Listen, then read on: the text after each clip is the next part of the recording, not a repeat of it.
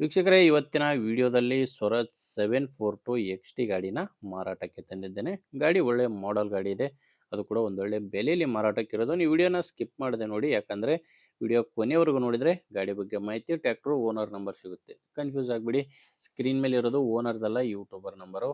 ನಿಮ್ಮದು ಕೂಡ ಸೆಕೆಂಡ್ ಹ್ಯಾಂಡಲ್ಲಿ ಯಾವುದೇ ರೀತಿಯ ಗಾಡಿ ಮಾರಾಟಕ್ಕಿದ್ದರೆ ಈ ನಂಬರ್ಗೆ ಫೋಟೋಸ್ ಕಳಿಸ್ಕೊಡಿ. ಇದೇ ಥರ ನಿಮ್ಮ ವಾಹನದ ವಿಡಿಯೋ ಕೂಡ ಯೂಟ್ಯೂಬು, ಇನ್ಸ್ಟಾ ಪೇಜಲ್ಲಿ ಮಾರಾಟಕ್ಕೆ ಅಪ್ಲೋಡ್ ಮಾಡಿ ಕೊಡುತ್ತೇನೆ.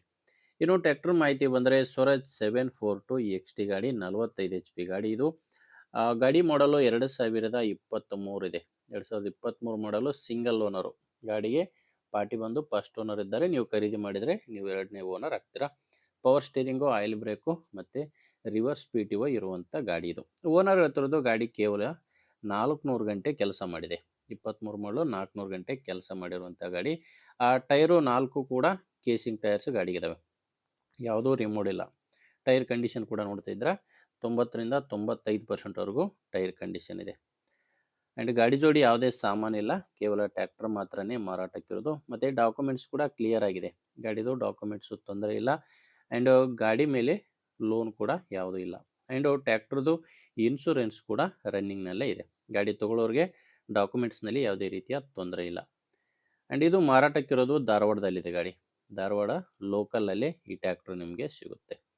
ಇದಕ್ಕೆ ಓನರ್ ಹೇಳ್ತಿರೋ ಪ್ರೈಸು 5,75,000 ಹೇಳ್ತಾರೆ. ಇದು ಕೂಡ ಫೈನಲ್ ಅಲ್ಲ. ಪ್ರೆಸೆಂಟಲ್ಲಿ ಈ ಗಾಡಿಗೆ ಹೇಳ್ತಿರೋ ರೇಟು 5,75,000.